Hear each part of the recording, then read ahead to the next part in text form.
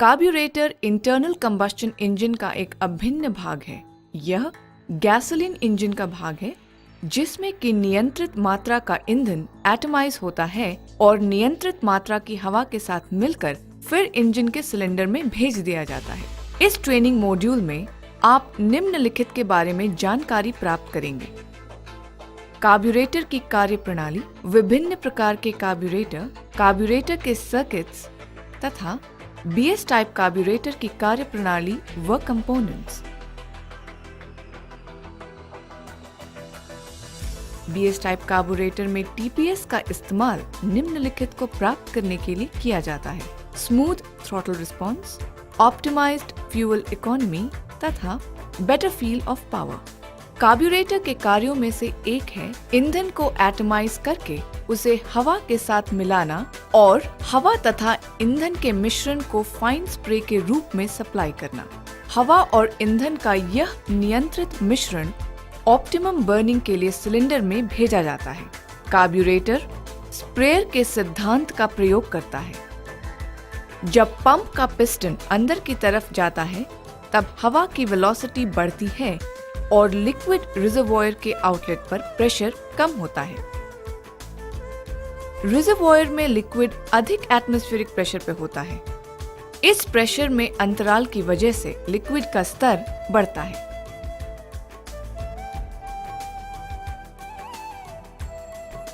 यहाँ स्प्रेयर का सिद्धांत प्रयुक्त होता है। एयर फिल्टर से हवा इंजन तक एयर पैसेज में जाती है। सेंटर पर कंस्ट्रिक्शन वेंचुरी की तरह कार्य करती है। कंस्ट्रिक्शन का ऊपरी भाग लो प्रेशर पर होता है। इस प्रेशर की अंतराल से फ्यूल का स्तर बढ़ता है और फ्यूल ऊपर से बाहर निकलता है। फ्यूल हवा के साथ मिलता है तथा हवा व फ्यूल का मिश्रण फिर इंजन में भेज दिया जाता है। यही सिद्धांत यहाँ पर भी प्रयुक्त होता है जैसा कि आपको दिखाया गया है। हम आपको यह सिद्धांत विस्तार से बताएंगे जब बीएस टाइप कार्ब्यूरेटर की कार्यप्रणाली दिखाई जाएगी।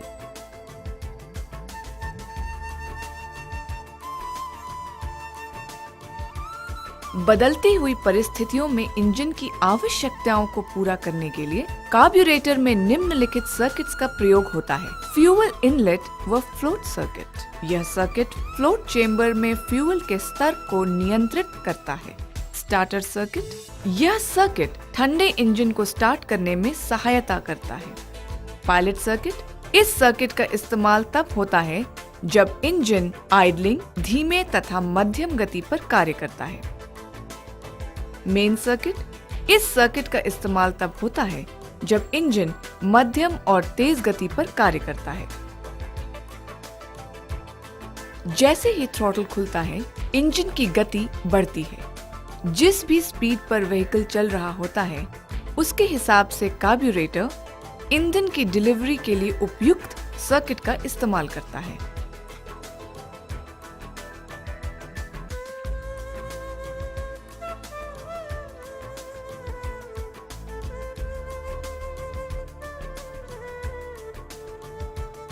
थ्रॉटल वाल्व कार्ब्यूरेटर के बेसिस पर दो प्रकार के कार्ब्यूरेटर्स होते हैं: piston type throttle valve carburettor तथा बटरफ्लाई स्लाइड टाइप कार्ब्यूरेटर।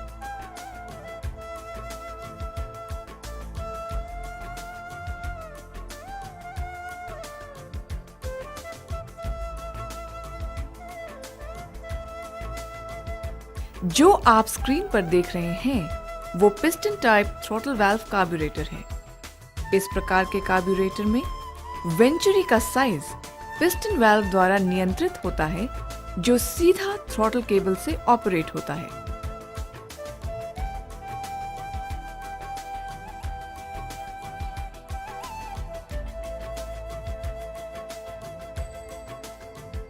अब आप स्क्रीन पर देख रहे हैं butterfly slide type throttle valve carburettor.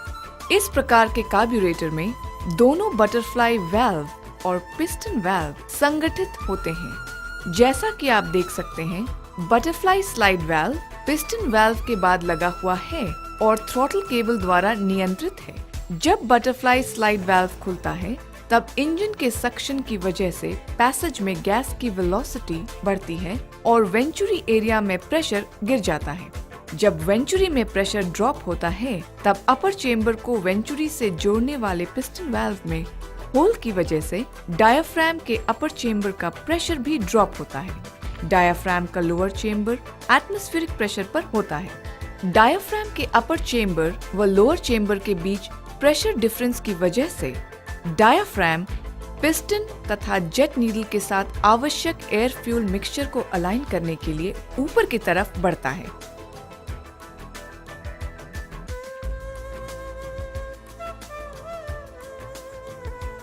BS type carburettor के निम्नलिखित भाग होते हैं: diaphragm, lower chamber, upper chamber, spring, butterfly slide valve, pilot jet, main jet, piston में होल तथा jet needle.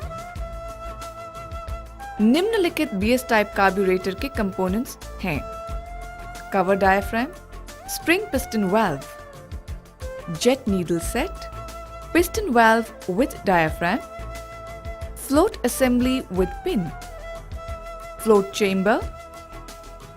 chamber gasket, pilot jet, main nozzle,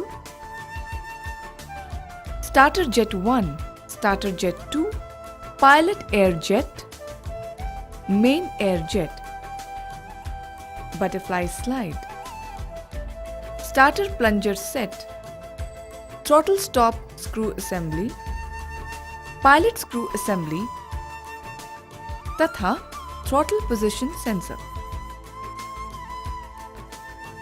carburettor के fuel inlet system तथा float system में फ्लोट चेम्बर, फ्लोट और needle valve assembly होती है।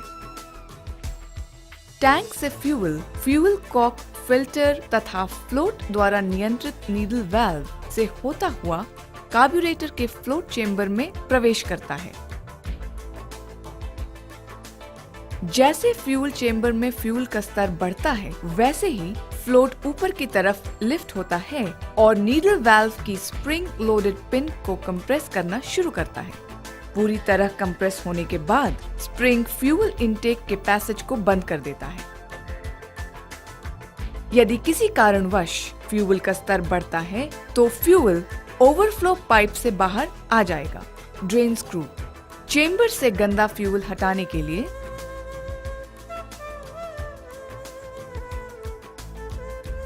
Butterfly slide लगभग closed condition में है।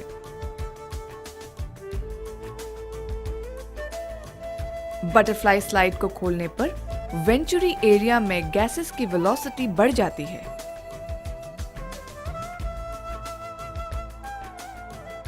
वेंचुरी एरिया में वैक्यूम बनता है। डायाफ्राम के अपर चेम्बर तथा लोअर चेम्बर के बीच प्रेशर डिफरेंस के कारण पिस्टन ऊपर की तरफ लिफ्ट होता है। नियंत्रित मात्रा में फ्यूल मिक्सिंग चेम्बर में मेन जेट द्वारा सक होता है। जैसे ही बटरफ्लाई स्लाइड पूरी तरह से खुलता है, पिस्टन वाल्व जेट नीडल के साथ पूरी तरह लिफ्ट हो जाता है और फ्यूल मेन जेट से सप्लाई होता है। कोल्ड इंजन को स्टार्ट करने की कठिनाई को खत्म करने के लिए एक एडिशनल सर्किट द्वारा रिचर मिक्सचर प्रदान किया जाता है जिसे स्टार्टर सर्किट कहते हैं। स्टार्टर सिस्टम में निम्नलिखित भाग होते हैं: starter cable, starter jet 1, starter jet 2, plunger तथा स्प्रिंग। जब स्टार्टर खुलता है, स्टार्टर प्लंजर अपनी सीट से ऊपर उठता है और हवा स्टार्टर एयर पैसेज द्वारा स्टार्टिंग सर्किट में प्रवेश करती है। इससे सक्शन पैदा होती है जिससे फ्यूल फ्लोट चेम्बर से स्टार्टर जेट द्वारा ड्रॉप होता है। अंततः कार्ब्यूरेटर आउटलेट के पास मेन वेंचुरी में बने मिक्सचर आउटलेट द्वारा यह मिश्रण इंजन में भेजा जाता है। पायलट सर्किट आइडलिंग, धीमी व मध्यम गति पर हवा व फ्यूल का मिश्रण प्रदान करता है। पायलट सर्किट में निम्नलिखित भाग होते हैं: piston valve, butterfly valve, pilot air passage, pilot jet तथा फ्यूल। अब आप देख रहे हैं कि जब इंजन आइडलिंग स्पीड पर होता है तब पायलट सर्किट कैसे कार्य करता है। आइडलिंग के दौरान हवा पायलट एयर पैसेज में लगे पायलट एयर जेट से होती हुई पायलट सर्किट में प्रवेश करती है और पायलट जेट द्वारा ईंधन मिक्सिंग चेंबर में जाता है। मिक्सिंग चेंबर से हवा व ईंधन का मिश्रण मुख्यतः पायलट आउटलेट द्वारा इंजन में जाता है और बाईपास पोर्ट्स द्वारा सप्लीमेंट होता है। अब आप देखेंगे कि जब व्हीकल धीमी गति पर चलता है तब पायलट सर्किट किस प्रकार कार्य करता है। जैसे ही थ्रॉटल वाल्व खुलता है, हवा तथा ईंधन का मिश्रण मुख्यतः पायलट आउटलेट तथा पायलट बाईपास के द्वारा इंजन में जाता है और मेन सर्किट द्वारा सप्लीमेंट होता है।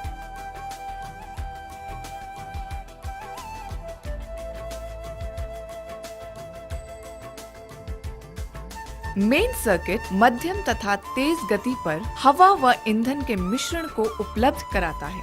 मेन सर्किट में निम्नलिखित भाग होते हैं: diaphragm, lower chamber, upper chamber, spring, piston valve. Fuel, main jet, piston में होल तथा जेट नीडल।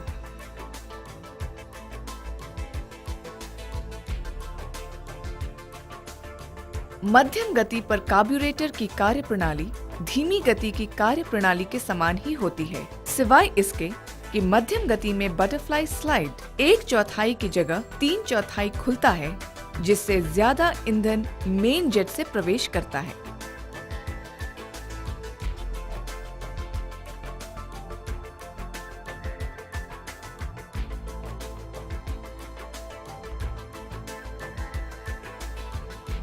हवा मेन सर्किट में एक एयर पैसेज के द्वारा प्रवेश करती है तथा मेन एयर जेट से नियंत्रित होती है। नियंत्रित मात्रा का ईंधन मेन जेट द्वारा मिक्सिंग चेंबर में प्रवेश करता है, जहां ईंधन हवा के साथ मिल जाता है। अंततः नियंत्रित मात्रा में मिश्रण इंजन में भेजा जाता है। मिश्रण का रेगुलेशन जेट नीडल व नीडल जेट द्वारा होता है।